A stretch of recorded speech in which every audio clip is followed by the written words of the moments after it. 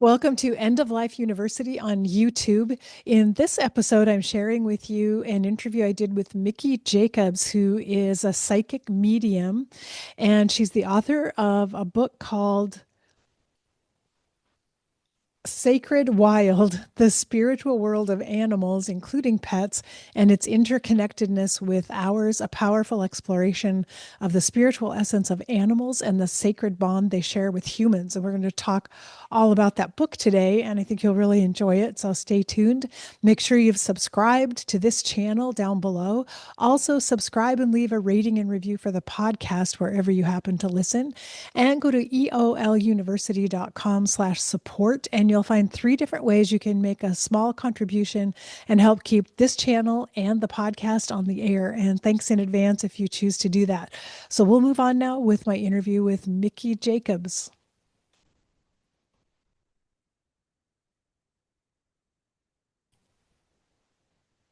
Today, I'm very happy to welcome my guest, Miki Jacobs. Miki is an internationally acclaimed medium, speaker, and author with a profound ability to connect with the spirit world.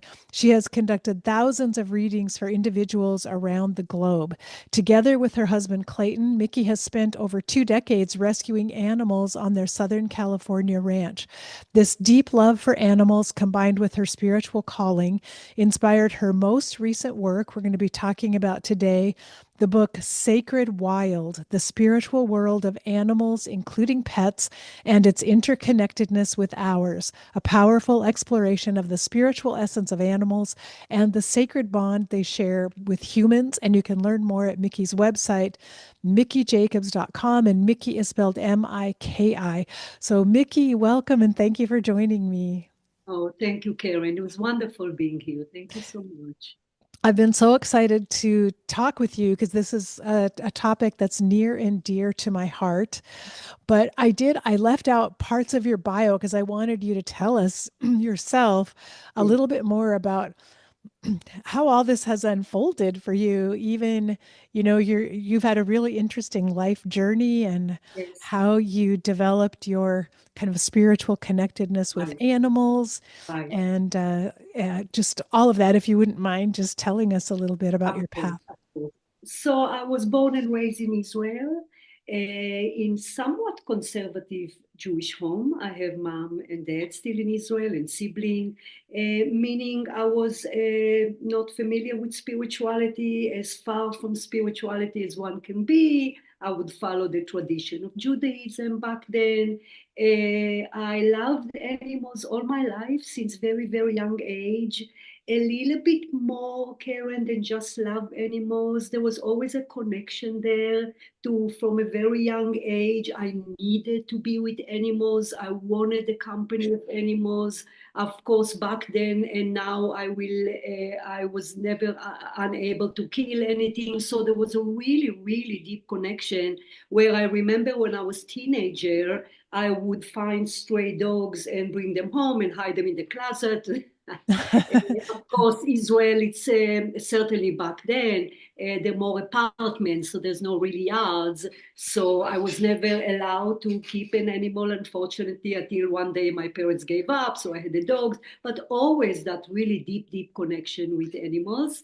At the age of 19, I joined the Israeli army, as we all do. It Mhm. is not a volunteer like it is here in the US. Usually, women save 3 years, and I became a sergeant. I was a shooting instructor, so I Mm. served in the Israeli army for 5 years. And then, as it is kind of common for us Israelis after the army, I travel around the world and got to US and settled in California, which was the weather and the style kind of close to that of my native country of Israel. Then back then, I had a partner. I opened a glass company. First, we did cars, then we did homes, hotels. And back then, I still practiced the Judaism tradition. But then the slight shift happened, Karen, where I was obviously introduced or exposed to other religion and other way of beliefs, as opposed to Israel, that mostly Judaism, again, more so back then than now, of course. So here I kind of looked at to others' way of beliefs, and I stumbled into spirituality, which immediately set right with me, as it always is, in a way that, frankly, the religion did not, my religion, the Judaism, didn't quite make sense to me. So, of course, I start to gather more and more knowledge about spirituality such as God as energy, the soul. I train myself how to quiet the mind. I meditate. And the more I was into the spirituality, the more foreign I felt in the spirit world, foreign I felt in my professional life. I continue to operate the business, so I would kind of work in the daytime and evening and weekend. I would expand my spiritual knowledge, expand my ability to meditate. I became a Reiki master back then, so I did energy healing to people and, of course, to animals. And then when I look back, the reason I like to tell the story, because it was very clear that the universe kind of ever so gently pushed me in a direction to leave the professional life, to leave my business in a way that the business frankly failed. We did not get any contracts anymore. Unfortunately, back then, my partner died at 42. So, Mm. although tragic, the business closed its door, which kind of pushed me towards spirituality, and I didn't have anything else. If you think my accent is heavy now, you should have listened to it. Meaning I didn't have any other skill. And that kind of really, I tell people that the universe frankly pushed me forward to what it is I meant to do now. So I continue to improve my meditation until I heard spirit, until Mm. I was able to use automatic writing, document what I hear. Back then, I did not call myself a medium. I did not have the business I have now. But slowly, as I got more and more into spirituality, also I include spirituality in animals. Of course, through all those years after leaving Israel and arrived to the US, I always accompany with animals. One was never enough for me now. That's why I have 20 now. Oh. 20 animals. Luckily, I have a husband that they gracefully keep up, and obviously, he loves animals as well. So I always had animals. And then slowly, I did start practicing my ability to communicate with spirit, helping people. And now I do that for 18 years. I have a mediumship business. Of course, I love to do reading. Of course, I love to do departed pets. I also love to spread the knowledge of the spirit world, whether animal or spirituality. But that's really kind of how I came to where I am. Mm. And another thing, the reason I like to share that story, because I was 32 years old when I taught myself how to communicate with spirit, meaning if I do it, everyone can do it. People don't believe in that, and absolutely had, which why I use the phrase, I was so far from spirituality, I would never imagine I would end up here. We can teach ourselves how to communicate with a spirit, but it does require a great amount of spiritual work, a certain lifestyle that we need to support, certainly knowledge that we need to consistently believe in and apply to our life, but we can all do that. I loved how you talked about the universe kind of pushing you in a way to in a new direction. And sometimes it is the tragedies of life that are part of that push, as painful as they are, Yes. as much grief as it causes us. Sometimes that's part of all of that unfolding is that we're being asked to take a new direction and seek Yes. something new. And I love that your story shows that, and you had no choice in some ways but to follow something new, but you did. You listened and Right. you did the work. Right. Because back then there was a moment where I said, I don't have anything else, as I mentioned, and maybe perhaps I can either size down the company or get another partner, but it just would nag at me that it is done. So, but the wisdom of the beautiful universe would do that. It's just up to us to trust and go for it. And of course, apply the action. Yes, yes. That's so very true. And I know one thing I was reading about in your website and your notes is the fact that through mediumship, through the work that you do, it can be very helpful for all of us with the fear of death, because that's a big topic that we talk about and think about a lot these days. We're trying to encourage people to plan for the end of life, but there's still so much fear. People avoid it and don't want to have conversations and discussions. And yet, it seems to me what you found by working in the spirit realm is Right, that is that we don't really need to be afraid. right. Right. So we need to be spiritual. Spiritual can mean a lot of things. Obviously, become decent human being, kindness and love, that of course. But spiritual in a way that we are energy being. This is not a cliche phrase. We are not the body. We are not the mind. We have God or the creator energy within us, meaning the soul. We are indeed part of Him. So having the soul within the body have a tremendous power that we are able to express. Of course, we have to align ourselves with the soul in order to activate it. So again, like I mentioned before, spirituality requires a great amount of work. But clearly, Karen, I see in my work, people, let's say God forbid, two couples that lose a child, which is of course the ultimate tragedy. And one couple don't believe in spirituality, don't believe in soul, continuation of the soul after death, don't believe in God as energy that watches over us, don't believe in the concept of an incarnation. This is just a harsh school that we come here and live and go back to our delightful spirit world. Other couple believe in spirituality, and it's clearly not only help the grief, not only have help people to be more hopeful. So the point of all that is spirituality is the way for the viewers that need convincing. Spirituality is beautiful. It's a great simplicity, and with all due respect to religion, there's too many rules, too many regulation. A lot of it, I believe, was written by human beings. It's very obvious. And spirituality is just common sense, and it does need work. Nothing would come freely for us. To align again with the soul within the body require a constant work. Learn how to meditate, learn how to quiet the mind, which is the biggest obstacle to spirituality. But this is the core important, become spiritual people. So the fear of death lessen, whether to loved one or pets. Mhm. And that's one thing that you write about, that our connection with our loved ones remains after they die. We stay connected with them, but also with our pets. And I'm really interested in that. I know that there are people who don't believe it, but I think many of those are people who've maybe never had an animal companion of their own. They don't understand how deep the connection with an Right, animal can be, and they right, can't imagine it unless they've experienced it. right. The problem as well, Karen, is that they don't believe that they are divine beings. Hmm. They don't believe they can love their pets very much. And I come across people that do love their pets, but there is always that secondary thoughts, they are below us or secondary to us humans. Certainly, they don't believe in soul within the body, which is my main reason why I wrote Sacred Wild, which is why the first chapter is about the soul within them.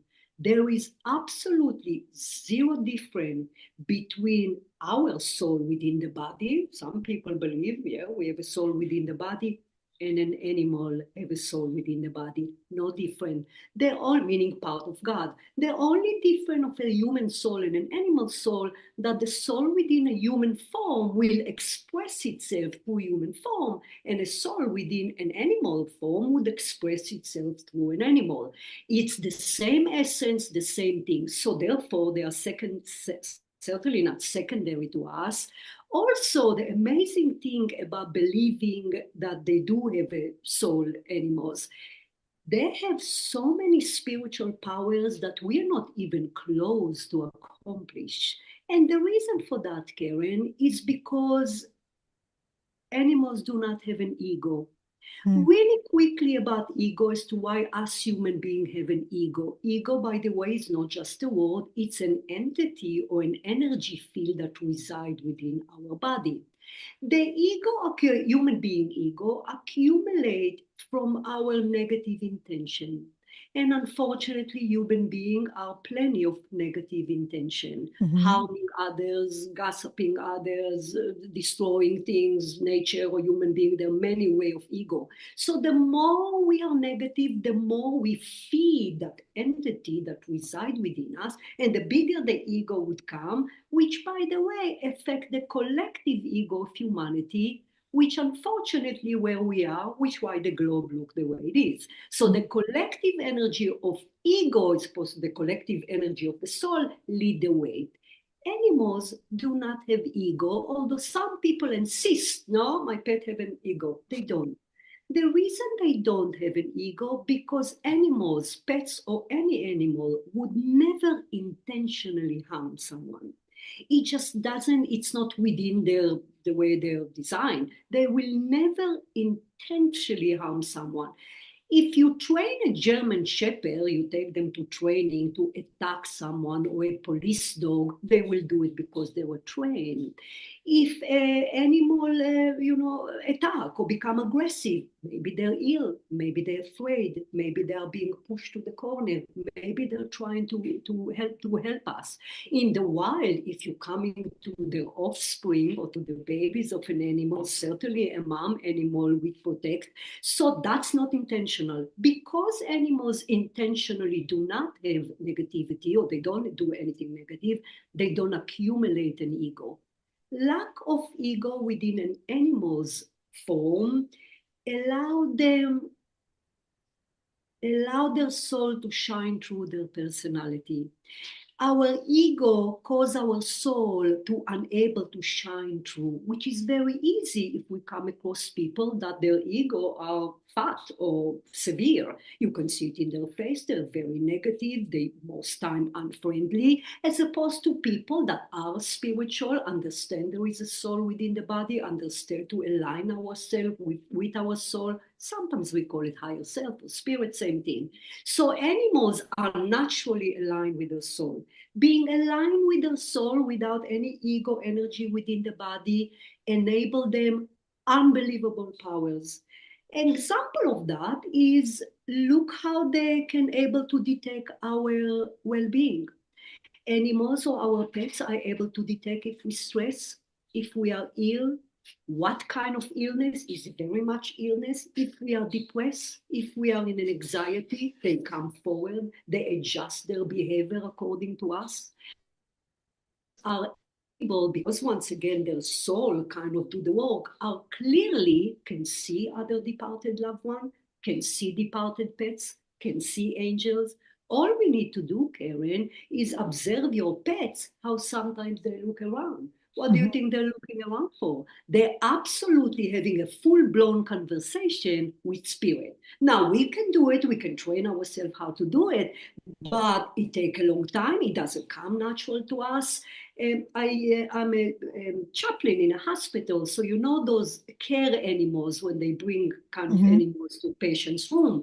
So it's fascinating how an animal will detect if a person is dying, if they're not well, and they don't want to leave their room. They would be near the person and kind of cuddle to try to soothe them.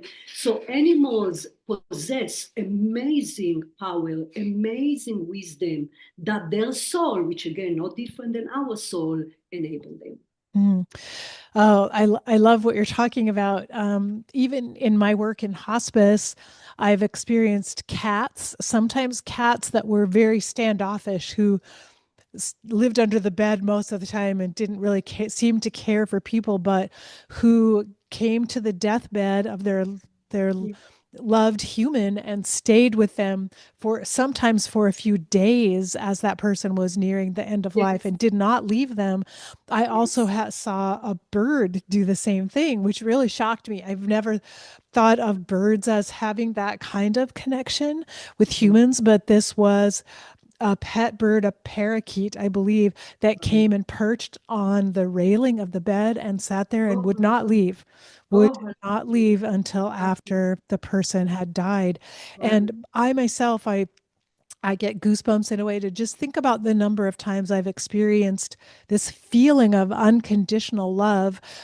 I mostly have experience with dogs, but this feeling that their love is Yeah, so pure and so yeah. beautiful. And to think, if only we could love each other that same way. And it feels so Right. simple and unencumbered. Right. That's the thing, because we have the obstacle of our intention. I mean, if you pay attention, the more spiritual we become, the more kind we become, the more close to the soul or the creator we become. Obviously, the more soft we are, the more kind we are, the more we draw people to us as opposed to the opposite. And animals, again, it's all that's why the concept of animals, looking at them as divine being, that they have a soul within the body. First of all, if you do truly a person believe that they are divine beings, then the honor to them should be lifted up, the love to them should be lifted up, their importance in our life. You would look, a person would look at your pets different now that you know that they are no different than us. And again, it's something they would be actually they have more spiritual power than we do. They just play, they're fantastic. Mhm. Do you find that certain animals are attracted to certain people? I mean, that there is, when someone goes to pick out a pet, sometimes they will say, Um, I just knew that is the one. We yeah. looked each other in the eye and I knew that's the pet that was supposed to be with me. Do you feel like it is kind of specific in that, in certain ways, that certain animals come into our lives for Yeah. a reason? So that's not just feel. So this is the channeling I did receive over the years, that the pets that we have now meant to be for us if we open for that. If Hmm. we're not open to any of today's discussion, then obviously if you insist there is no soul within my pets, that there's no openness to us. Absolutely. We have soul contract with significant people in our life, such as immediate family, good friends, influential people that we will share our incarnation with, not different than our pets. So pets, not only they are the one that meant to be with us, they enter our life in the correct divine timing. Also, if you're too open to that concept, or rather fact, you will start feeling, oh, I need to get a dog. Oh, I need to get a cat. Oh, no, it's time. Or the kids would bother the parents. No, I want to, So, of course, remember there is the soul within the body that have a memory or recollection of what we refer to as the blueprint, which is the detail of the incarnation. Kind of like when people are single and they're like, nah, I really, I'm going to meet someone. I have that feeling. So that's most time come from the soul. So what I tell people, that the pets you have right now have their own soul contract with you. There is an exchange, what it is we teach them, what it is they teach us. Of course, with the 20 animals we have here, every animals have kind of different way of them to exchange love and growth, all redesigned by the souls. Hmm. And I know we talked about that these our animals companions come to teach us about love for one thing, but are there other spiritual lessons that we can learn from animals too if we just pay attention and Exactly. open to it? So they teach us what we human beings are unable to so far experience, which is unconditional love. So sometimes departed pets come forward, and sometimes over the years, I would ask a soul from a departed pet that come to a reading if they would like to experience incarnating into a person, and they said no, because we accomplish unconditional love, and you didn't yet. Of course, love is everything. The creator is love, the soul is made out of love. So, this is a major, major purpose for them to enter our life to help us on that. Other thing that they help us with is becoming more active, common sense kind of thing. I see people that don't have a dog, let's say, and have a dog that, well, I gotta take them running, and all of a sudden fall in love with hiking. So I'm just saying the typical thing, we already established that they are able to sense if we're not well. They are able to adjust their behavior according to how they see. They get a lot from our auric field, how we feel physically, mentally. Fascinating. And of course, they teach us to be in the present moment. Look at your pet. You know, in the evening when all the animals, they each take a couch. There's a lot of couches here for 20 animals, you know. And it's just heartwarming, Karen. And it's time that worth living when we kind of watch Netflix and we have all the animals and they're so soothing. It's just no matter how difficult your day was, I mean, you could just feel the exchange that what we give them and give us. Certainly, when they are on our lap, I'm really love cats very much. So that exchange, so there is so much they teach us and help us grow. If again we are open for that, if we think they're just there because they're really cute and I like that specific breed, okay, that is fine. I'm happy that someone gave that pet a house, a home, but so much more deeper. Hmm. They're missing so much that they could be They do experiencing. exactly. Yeah. Yes, yes, Well, a couple of things I remember so clearly from when we did have a dog, who unfortunately died a few years back. But I remember just coming home and seeing his tail wagging and his face lighting up to see us. And sometimes I'd just been outside for 5 minutes and the dog was just as excited when I walked in the door as if I'd been right, gone all day.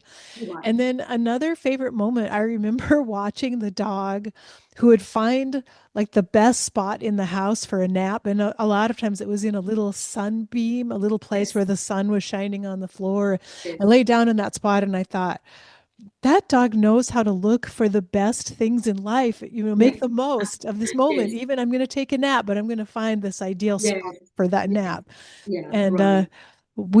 are not very good at doing those things. Exactly, exactly, exactly. Also, I tell people how beneficial pets are for kids in any age. It's teach them responsibility. It's teach them a love of other beings. It teach them to be open. I cannot express how many clients I have where they finally got a pet because parents are I'm such a busy with they're so young. Where in fact when they get the pet, I mean, a shy child would open up. A child that introverted would be extroverted by laughing, by joking with the animal, by cuddling them. So in every area of our life, spirituality, physically, mentally, emotionally, certainly for our kids at any age, they're beneficial. Mm, It's what they meant to do here. Of course, it has to be exchange. It has to be honor. It has to be love, which why I tell people specifically honor your pet until their last breath. It's a very, very important message for me to come forward because unfortunately we have the ability to just put them to sleep. We don't do it with humans. Why is it okay to do it with animals? And maybe it sounds a little bit cold, but I don't have 20 animals. I have 20 kids. I happen to not have human kids. Those are my kids. Well, so people sometimes use that when they cannot, well, I can't afford a vet. Then don't bring an animal. If you bring an animal, take in consideration that you might need to spend money certainly as they get older, as you would elderly parents, you see. So, yeah, so we need to honor them until the last minute. If they're ill, people, but there's no money, borrow money, get a vet that is cheaper. Some vets take payments. There are ways around it. You will certainly get help from the universe because that's considered kindness. So we want to really treat them as our children. We need to be grateful to them as to all the love, the protection. We didn't even bring that up. I mean, animal protect us energetically as well. When sometimes there are people coming, even close friends, and dogs are uneasy or the cats kind of back off because it is going back to the fact how easily it is for them to sense energy, certainly dense or negative energy. So all that they do for us need to be paid back. So honor your pet in any way that you would a human child. mm, that's beautiful. And then I know when our pets do die, many people I know don't have any sort of belief that the pet's soul is ongoing or would continue on after death. Yes, And maybe they don't believe that for humans either. They may yes, not Yes, not have yes, that awareness or belief system. yes. But even some people I know who believe in the human soul after death don't believe that their pets have a soul that I, continues on after death. And so I just want to hear you talk about that because of I do believe it and I know that you've course, experienced that. So please tell yes. us that. Of course. So that's why I kind of started by explanation that animals do have souls in the way we do, because this is the core spiritual concept that you can apply to anything else we speak about now about pet, including their passing. So because we have a soul within the body, we are indeed immortal. We are multidimensional being. There is no death. The body died. There is no death. At the time of the death, whether it is a human being or animal, any animals, not just our pet, the body died, the soul exit from the crown chakra at the top of the head and travel back to the spirit world. All life form, all animals, all human beings. So that's crucial part that will help someone grieving the loss of a pet because they're really indeed not dead. However, we still human being, and I cannot express, you probably know by losing your dog, is the devastation of us Hmm. losing a pet. And I mean devastation. And to where probably getting into a depression,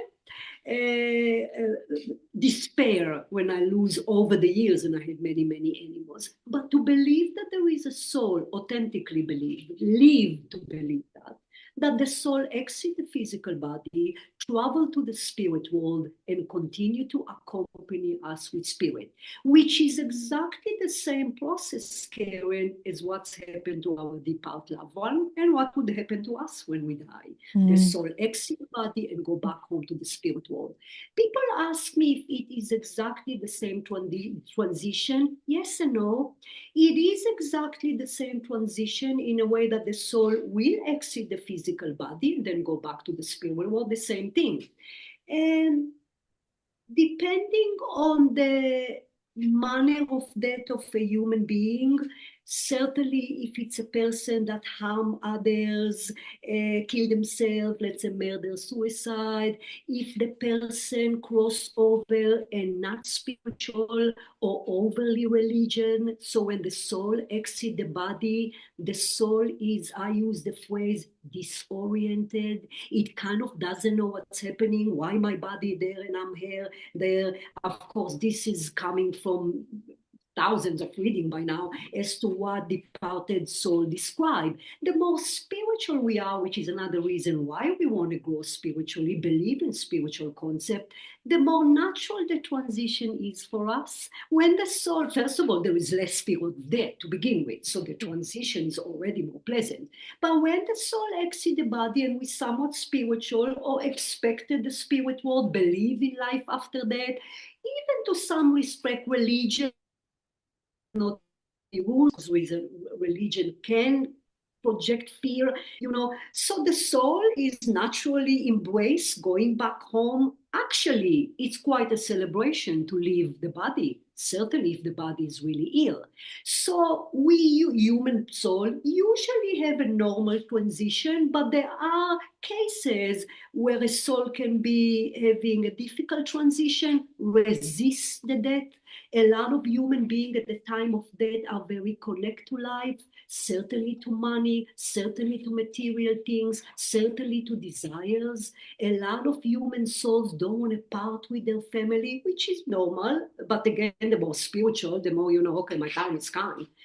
So they really resist the time of death. So when the soul exits, once again, the soul is disoriented, or even I would use the phrase, an unpleasant transition. Mm. Is it common? No, because we have wonderful light beings such as our delightful spirit guides that help us with the transition. Nonetheless, it does happen. Animals don't have that.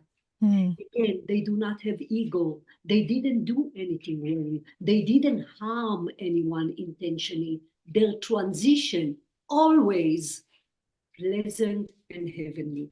So they exit the body naturally, they get and travel to the spirit world, they are being welcomed by departed pet, by departed loved one, and A lot of time, our pets being welcomed by the elemental, which are nature spirit that help them on planet Earth.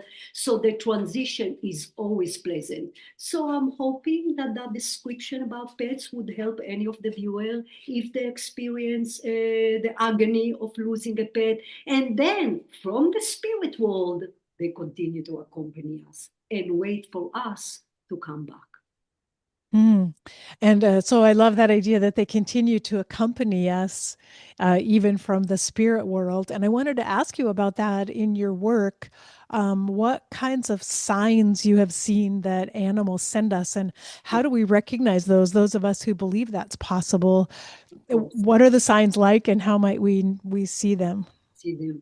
So I'm glad you brought it up. If we believe in that, again, if there's no belief in the soul, none of the topic would make sense to them. Or if there's kind of half belief in the soul, it's called faith. You're either spiritual or you're not. There's no half spiritual. There is growing spirituality, but the core concept must be adapted. So the same thing about science. People do not believe in science, and they often tell me in reading or in my work, well, I don't get anything from my mom. Sure, you do. It's all over the place. It's just not being aware of it. Same as departed.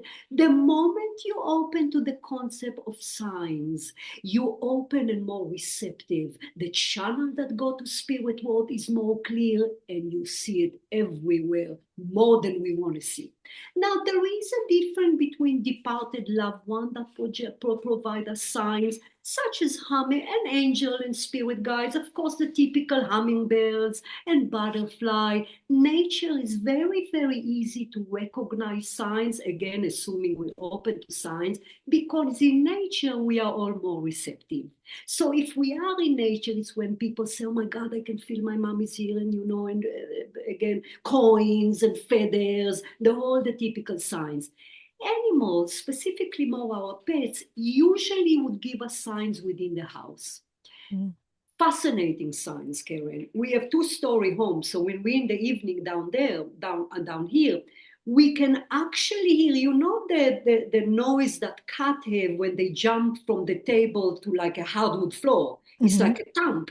Hmm. It's so obvious and so clear. And it's not only because I'm a medium. I mean, I hear it, Clayton hear it. I mean, the other animals look up. So it's so obvious that they are actually either running around or playing upstairs or jumping from their, because I have cat towers upstairs, so obvious. So they would use things in the house. Either people tell me that the dog bed kind of move, the cat tower move. Sometimes they would try to touch us ever so gently. They will never they make sure that we're not fearful, obviously, because animal souls are souls, remember, no different than our souls. They will often use songs that either remind of them. They will able to navigate dogs that looked at them or cats that looked at them. You would hear the name of your pet somewhere. Magical. So again, the more open we are to the concept of signs, it's almost like, Karen, they get excited. I'm talking departed loved one and pets. They go, oh my God, the person is really open. And they lift it up a notch, where I said they're everywhere. So everything that is unusual, a lot of time they either move their collar or their leash, or if their collar somewhere, then people shoot me an update that the collar fell off. So they're magical, they're soul, they're unlimited in their magic. It's us, not them. Hmm. Yes, we are the limiting factor in that case. Yes. I've met a woman whose son died, and she's not spiritual at all. And she said, "I wish I was, because I wish I would hear from him or get a sign from him, but I don't believe that it's possible." And it breaks my heart because Yes. I understand that the not believing Yes. is an obstacle, and I don't know how to help someone who's Right. unable to believe. And I don't know if Right. you have Yeah. any thoughts about that. And the opinion always should be expressed. You say gently and shortly, not an hour talk. I believe signs are real. If you have example, you give the person and you back off. because this is their free will, if to believe or not, or the wrong divine timing. Perhaps they'll need more spiritual awareness. Also, although they're always signs, they will respect our belief level.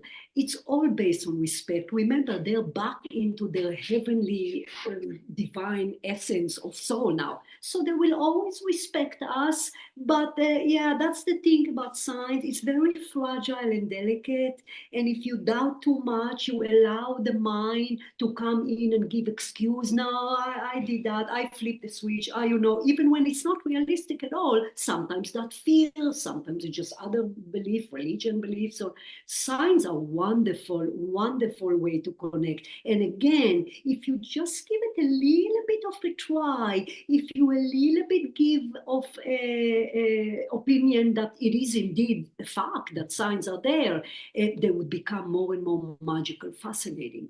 Hmm. And what about dreams? Do you find that signs sometimes show up in our dreams? So dreams are a wonderful way to not only connect to departed pets, departed loved one, but also receive messages from our spirit guides, intuitive message. The problem with dreams is very few people sleep deep nowadays. I have 8 out of 10 people say, I just don't sleep, or I sleep 2 hours, or wake up, or toss and turn. And in order to get to a point where we can indeed channel through dream, we have to have a deep sleep. So that's the one thing. Also, a common problem when it's come to dream is we just simply don't remember. Most people don't remember. They say something like, I think I saw my dog. I think I saw my child that lost, but not quite remember the detail, which is why the advice often in reading is to either have a recorder to immediately document it or write it down for yourself. Also, some people are just either good at dream or not good at dream. I happen to not be good at dream. Some people fascinating. I have colleagues, medium, that can channel through dream. They get that question and they channel through dream.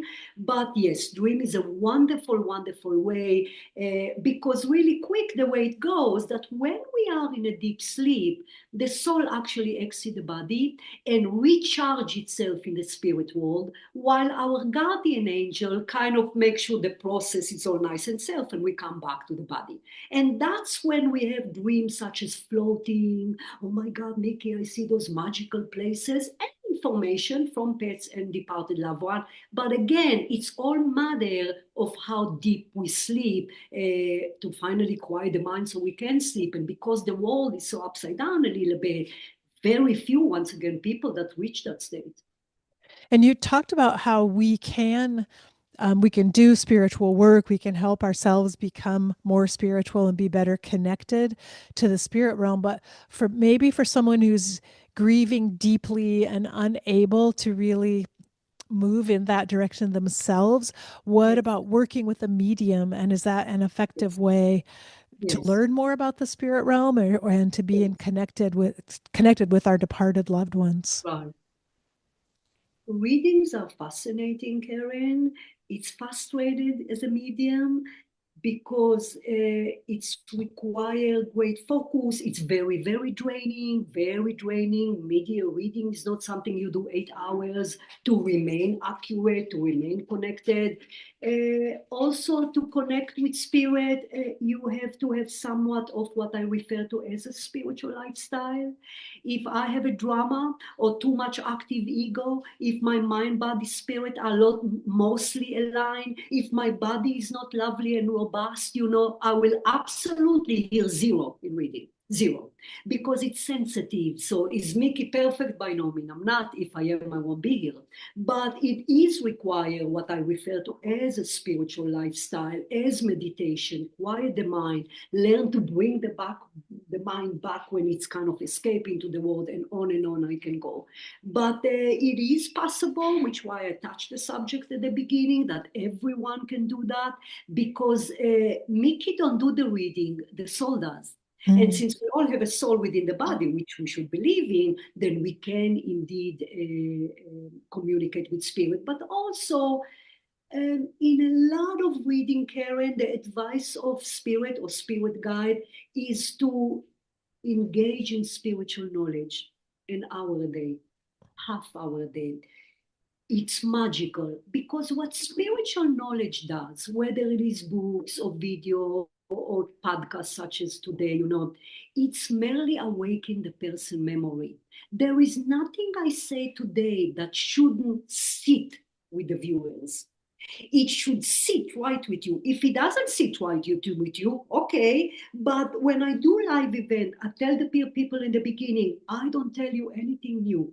The only thing I'm trying to do is awaken your memory. Memory is immortal being. We're not the body. There is God as energy. We come here for a certain reason. Yes, life is hard on planet Earth, but it is a very, very effective planet Earth, for the soul to expand.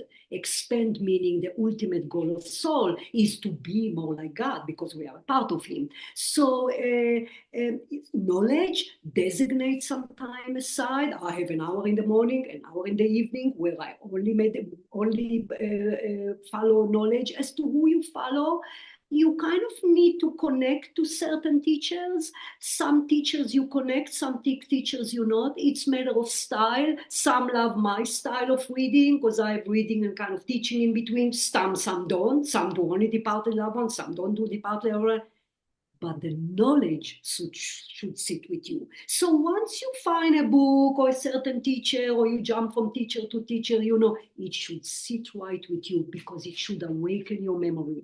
Once knowledge awaken your memory, you start growing, which affect that of Mm. yourself, fear of yourself or someone else. So knowledge, consistent knowledge, doesn't have, you don't want 7 days a week, that's fine. It has to be knowledge. Also, look at life on planet Earth. It's busy, it's negative, it's draining, it's heavy. If we're not connected with negative knowledge, we'll be drifting around like everyone else, and we're going to be ill. It will affect, it already affects so many people. So spiritual knowledge is crucial. And the other thing is crucial, which no one want to hear, is meditation. People say, Miki, I don't want to hear that word.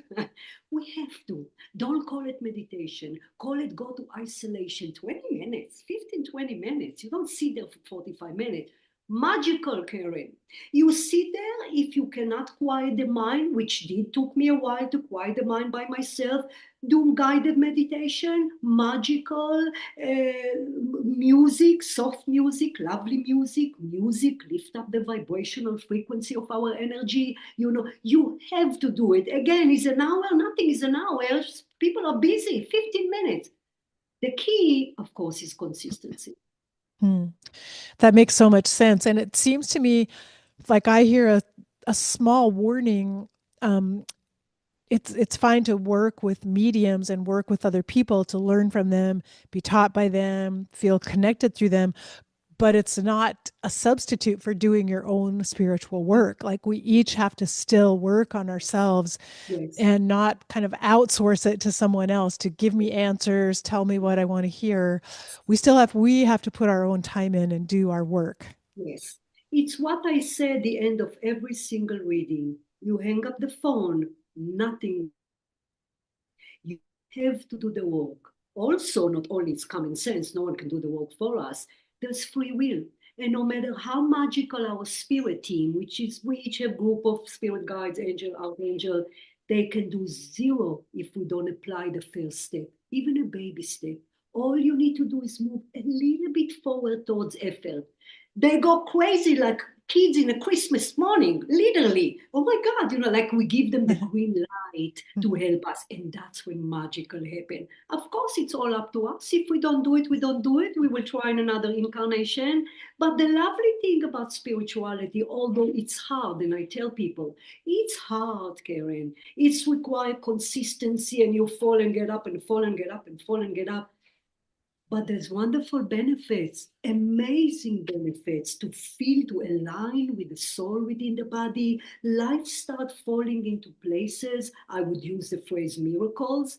Are there no hard times? There is no hard time. It doesn't happen. If there are no challenges, the soul will not be here one more second. We go back home. The reason we're here, because this specific dimension that we call planet Earth We grow through challenges. There are Mm. plenty of other dimensions that the soul incarnate into, what we refer to by spirit as a friendly dimensions. It's not as accelerated growth. If you look at your life, it's the difficult challenges that cause us to be Mhm. who we are, whether a loss of a person or pet, whether an illness. An illness is an accelerated opportunity for growth. Now, no one want to hear that. Now, I want to always be healthy. But this is not Miki explanation. The soul need that because the soul is not afraid of cancer. The soul is not afraid of death. The soul is fully aware of his multidimensional immortal being. Oh, I'm going to go home at the end of it. So yeah, it's we have to utilize our life for growth, spiritual growth. We Mhm. have to, and the benefits are there. Otherwise, no one would be spiritual doing the work for nothing. No, there's plenty of lovely benefits. Yeah, so true. And it seems to me as we're working, doing this spiritual work and learning and gaining knowledge, even through the difficulties of life, our animal companions are the perfect partners to have. I mean, who can really help us Yeah, learn more deeply and even yeah, become teachers for us while we're yeah, struggling to get yeah. through these lessons Yeah, and learn because they comfort us, they accompany us. They're, in the sense, they're teaching us little lessons all the time. amazing. That's why I did put in the book, they are our teacher, they are our healer, they are our companion. Amazing. That's why it was important for me to cover the spiritual powers that we don't have. We could have it, but it just required work, where for them it's come naturally. Unbelievable, unbelievable. Which why I see people come my way where they didn't have a pet and all of a sudden have a pet. Different people, which was, as I cover, completely different people, more friendly, more uplifting. All of a sudden, they'll talk to their pet like a little child, where in fact the person maybe even was a little bit more harsh or reserved. Fascinating. So those are all real facts that we can see about animals. This is not some knowledge that we throw out there. I mean, to be with an animal is to see that to be true. Mhm. So that seems like a really good way for someone who's wondering, I don't know if I can be spiritual. I don't know if I can go that way and believe it.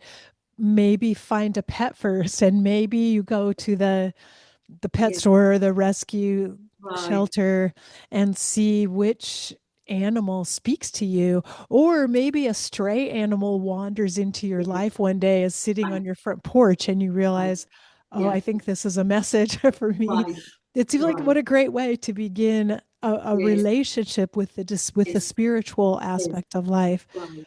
through a pet. Right. And they all come in different ways. Like we have three cats, one just show up in our door. But what fascinates about it is that there was only 6 or 7 homes and there were 5 acres away and he was kitten. So I'm saying that's obvious, just God brought him to the house, you know. So fascinating. When it's come to me, it's amazing, Karen, how powerful I feel when it's time to get an animal. So I'm explaining that to people that the urge will be there, the knowingness will be there, kids or friends, all of a sudden someone say, oh, I have a kitten or I have a dog, you know. So yeah, again, it's the souls that drawn to one another. That's why it's so powerful. Now, can you ignore it? Sure. Do you have to follow up on it? No. We have free will. We do what we want. Sometimes it's legitimate. You know, is the soul upset? There's no upset in souls. The souls fully understand and probably would find someone else. But usually you would feel that urge to have a specific animal in specific shelter to the specific animal if you walk around the shelter or breed or yeah. Shelters are better. It just And yeah. I think our pets are good teachers for us about impermanence and the value of loving something so much Yes. that will most likely precede us in physical death.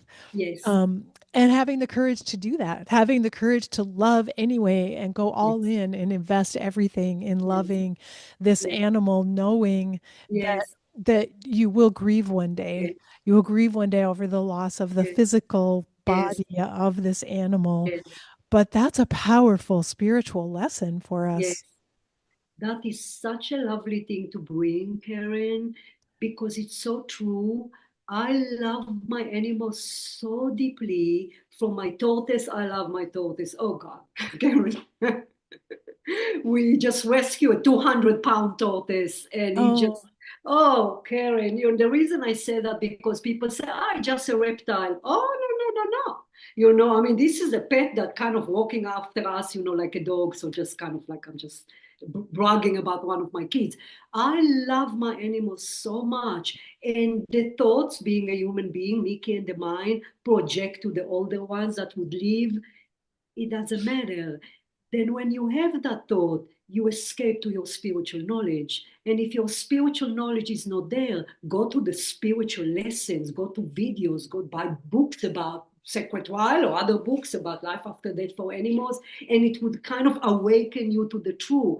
But I appreciate you bring it up because it's terrifying when we lose them. It really is devastated, but that's not going to stop me to bring others home. So we just have to just be brave. and it's actually part of what we learn from while we're Of here course. of expanding the Yes. soul. Yes. Well, I wanted to mention again the book we've been talking about today is Sacred Wild: The Spiritual World of Animals, including pets, and its interconnectedness with ours. And then, but you have an earlier book called Soul Secrets: A Spiritual Guidebook to Your Team, Angels, Spirit Guides, and Departed Loved Ones.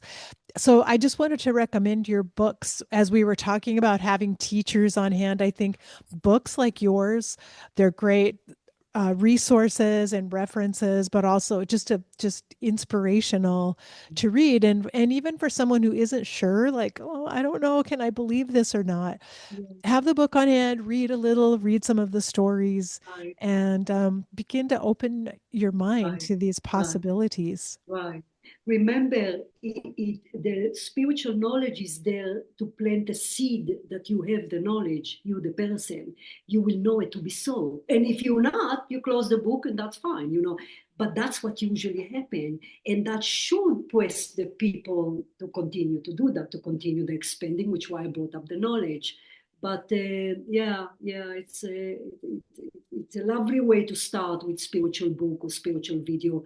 You have to provide the time, apply the time. You have to. You can't just floating around because life will take over and then we just floating around. Life is harder, challenges are harder. If you have no spiritual knowledge about challenges, you often feel victim. You often even translate, nah, Mickey, God hate me. He does that to me and does that to me. Well, in fact, so far from the truth. Obviously, it's all about growth. So that's why, even though my talk are mainly about animals, I always bring those core principle concepts of spirituality is that learn about it, grow. It will awaken your memory. Yes, yes, that's so beautiful. Well, I'll remind listeners you can go to Mickey's website, mickeyjacobs.com, and Mickey is spelled Miki. And you also have videos there and Mhm. other things people can read, and they can get your books there. Yeah. And I think it's wonderful for people to be connected with you because you have so much to teach us all. And I'm really grateful. Thank you, Karen. And I don't offer just readings. There are a lot of spiritual mentoring because I believe that once you have that knowledge from the spirit world, readings are wonderful and magical, frankly. But the knowledge and the wisdom that they share with us, it's so lovely, Karen, but more so, it's a great simplicity. It really is. There's no fancy wording, and it's just straightforward, logical, simple, super, super helpful. Spirit are wonderful, but we have to be participant. If we don't, they don't. They continue to inspire us, love us, protect us, teach us, guide us. But again, once we move forward towards proactivity, they will pick up the slack. Yes, yes. Oh, that's so beautiful. Well, Mickey, I want to Oh, thank you so much for oh, joining me. This has Karen. been a wonderful conversation. Oh, honey, same here. You have a delightful, soft energy and you're well loved. So I appreciate you inviting me on. Thank you. Thank you so very much. And hopefully, as I said, I hope I get to come and visit your ranch and meet Please your do. tortoises one day. Oh my God, yes. I'd love that. Oh, thank you. Thank you, Karen. You're welcome.